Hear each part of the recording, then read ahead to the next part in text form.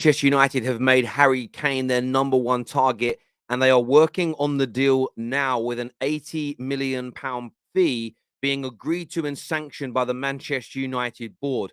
We're also going to delve into other attacking targets for United that also include Chelsea, Man City, and Arsenal, some Premier League favourites, and of course, the big superstar from Italy at the moment, Osimhen.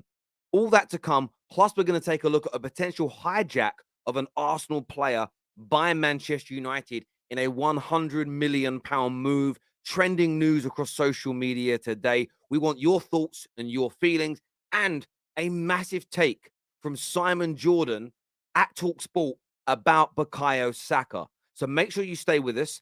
Hit the like buttons, share this stream across your social media platforms, scan those QR codes as well. Very, very important to follow us on Spotify for the Top 6 podcast, and of course our Clips channel. There'll be lots of exclusive and unseen content on there, so go and get that done. But let's jump into it. Let's go!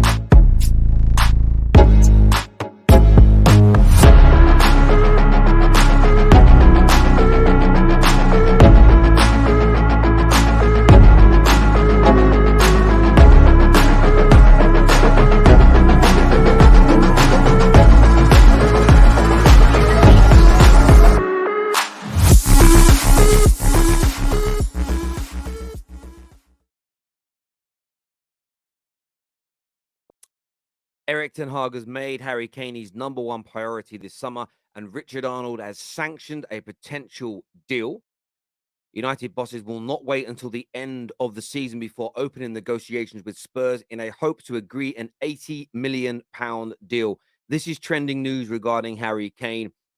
And I think for the first time in a while, a journalist has kind of given fans the insight to what's really going on in the transfer sphere, which is this is when the transfer deals start now. Sometimes February, but March really is when the work begins. The negotiations start, the soft facts start. There'll be contact between Man United and Harry Kane's representation very soon. This doesn't mean, and we'll move on to in a minute, the likes of Osimhen and Ferguson at Brighton that United are also looking at, because there are other options. There are other people out there, because you theoretically could be priced out of a deal. But according to this news, it's the third time now that the mainstream media have said Man United will prioritize Harry Kane. You won't see the tier ones likely go in this strong. The tier ones, as crowned by you, not crowned by the actual journalistic society. But they're not going to go in on that yet. Most of the big journalists will just talk about there's interest in all these parties, because they don't really want to write an article that says Harry Kane's number one and then Man United end up signing Osimhen. They'll make it sound, they'll follow the club's PR that Osimhen was always the number one guy. I'm not really about that. Let's talk about the stories that are out there and trending, what you think and feel, and who you think should be the number one target. Doesn't really matter who is and who we sign in the end. Your opinions are what count on in the fan media world more than anything else. I suppose the facts do matter, but we debate it anyway. That's what football fans have done since day dot of this game. And for me, though, this is great news. Harry Kane should be Man United's number one target. Absolutely should. If we end up with the consolation prize of Victor Osimhen, the word consolation would be a disrespect to the quality of that man. I'll be happy either way. But what do you make of this news? I want your thoughts and feelings below. There's the other story here today. This comes from Ben Jacobs that Man United, Chelsea, and Tottenham are amongst the clubs monitoring the Brighton wonder kid, Evan Ferguson. Now, Ferguson is a very talented young player. There is no doubt about that whatsoever. And I'm glad we're monitoring him. But I believe this is the type of signing that Chelsea, we know, are looking at another striker in Victor Osimhen. We know they're doing that. Spurs could be looking at him as a potential replacement for Harry Kane. But Man United should still be looking whether they sign Kane or Osimhen respectively.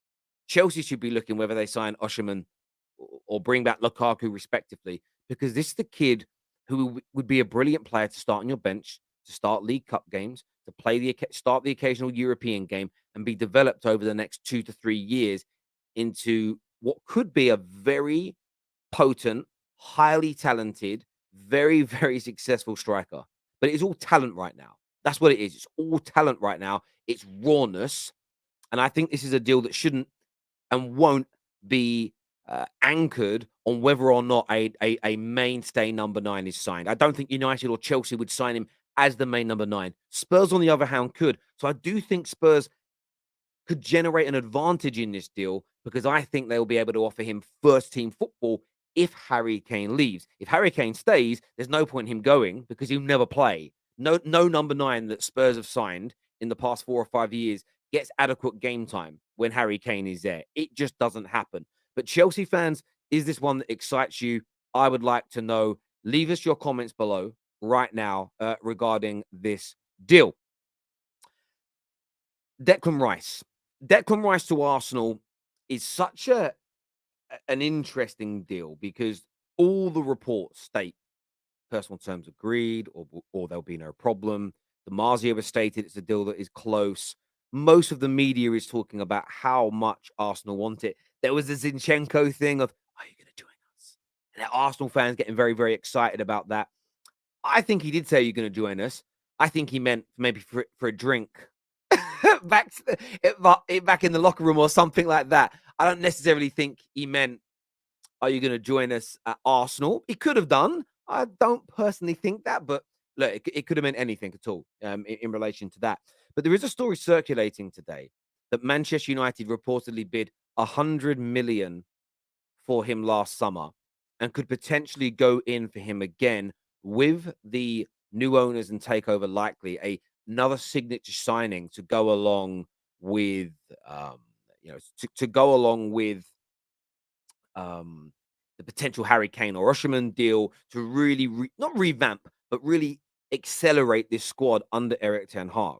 That's the story. That's the notion that's being pushed that Arsenal could be hijacked in that way. In my opinion, I don't think United will get it done. I would love Declan Rice at United. I think he's a sensational player, but I think he's going to remain in London. I think right now it's Arsenal number 1, but Chelsea could come back in for him. Chelsea could sign in. There's no doubt about that. But I do think you're going to get a lot of stories between now and when he signs for his new club, and he will leave West Ham this summer. And a lot of these stories are going to be United to hijack, United to hijack, United to hijack. Man United's name is going to get used in a lot of these stories because United transfers always generate across the publishing world a huge amount of clicks. And they're going to use United as a tool to pressure Arsenal into getting this deal done. It's as simple as that for me. Or Chelsea. But United, I don't know if United are looking at him. I think United are going to prioritize going after Frankie de Jong before they look at him. That's my honest belief and opinion. But if we do bring Declan Rice in and I'm wrong, listen, it'd be one of those things I'll be very happy to be wrong about. I absolutely will. Now, of course, I've told you to subscribe to the Terrace. But what I need you to do is hit the bell notification button. So you know when we publish content, you know when we go live, you get a notification on your phone. 3,000 of you have done it in the last week. And I can't tell you how humble that makes me feel. Just under 2,900 and something. But I'm going to say 3,000 to make myself feel better. Rounding it up. Right? Woody's roundup here. Listen, get it done now so you don't miss any more content from the Terrace. Now, I want to play you a video here from Simon Jordan, who's on the attack today in relation to Bukayo Saka, a bit of Rashi, and the world-class tag. Take a little listen here to my man. We need to tell every English player that once they hit a vein of form that they're world-class is a false equivalency for me, because Saka is a very good player. The current. What do you mean by false equivalence? I know what false equivalence means, but I don't know why he's using that word. Incumbent of that particular title. We've heard Rashford being called world-class this season, whereas the year before he was dreadful. Saka is building and building and building and getting better and better and better and better. But when we talk about world-class, we talk about geniuses. We talk about Mbappe. We talk about the young kid at Real Madrid, Vinicius Junior, that's coming through, that I believe are geniuses. And then we talk about Saka, that's a very, very good English player that's building up and may yet become a potential world-class player. What he is at this moment in time is a really clever, bright, young English footballer. Why is the English element relevant at all? I never really understand this. And personally, listen, Mbappe is world class and pretty much has been from the first moment he burst onto the scene. He's maintained the standards he's at and gradually got better, in my opinion, over that time. But this year's junior is amazing. But Bukayo Saka, in my opinion, is as good. A different skill set. He doesn't look as flashy on the ball. His skills are not as attractive, maybe. but his goal scoring has increased to a brilliant level. His outputs are at a great level. He's scoring in a title race, which demonstrates his ability to handle pressure. And he's been carrying Arsenal since he was 19. Since he was 19, he carried an awful team and was a shining light. And if you put Saka in the Real Madrid team, he'd also be a Champions League winner and would have scored on the route to doing that. If you put him in the PSG team, he'd be scoring as many goals as Mbappe, 100%. To suggest that he is world class because we're using him as an English player is, as I say, a false equivalency, because we have so few and the standard is much lower than the idea of a world class player, that I think it's a mischaracterisation. I think it's also unfortunate for players like Rashford and Saka that hit veins of form that are irrepressible and undeniable, that automatically they get elevated to world class status. And then when their form drops, people start to go after them because they've been mischaracterised in the first place. I understand that train of thought. I do. But that's essentially what TalkSPORT is. And fans do it. And TalkSPORT do it because fans do it. Rival fans will always get on at rival players. You're never going to stop that, whether you call them world class or not. It's going to happen. But Marcus Rashford had a season where he dipped, and that was based on a bad couple of injuries and the club falling apart. It wasn't Rashford being a bad footballer. Rashford's career trajectory has continued to move up. He had one dip season where he had a bad period. But that happens regularly to many world-class players in the history of football. It has happened. A handful have been consistent the whole way through, but most have a little dip here and there, especially when they're in their younger years, 21, 22, 23. When you really judge them for their consistency, is generally between 26 and 32, normally is what we do. But Rashford and Saka are being called world class, or what actually gets said by most is they're at a world class level because they are right now. The challenge is, can they maintain similar levels of performance and good levels of output? I don't think it's unfair to say that. It's football conversation. If we get rid of it, you might as well shut TalkSPORT down. And what I don't understand is why we debate the world class tag so much. And I had this thought and feeling over the last few days.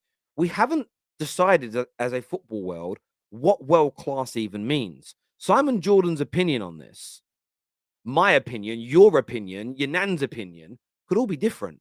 Do we actually know what is the definition of world class? Some say top 3 in your position, some say top 10, some think if you're consistent for 5 or 6 years on the bounce. Well, how can we argue it until we just, what the debate needs to be is what the definition of world class is, not who or is who isn't. Because if we've all got different definitions, you're never going to come to a consensus. Or maybe that's the plan. If there's no consensus, we can make anybody world class, or we can say everybody's not world class if they don't fit my personal agenda. I'm more about selecting an agenda. I stay consistent with my stuff when I look at people. Ability, output, trophies. That's what I look at.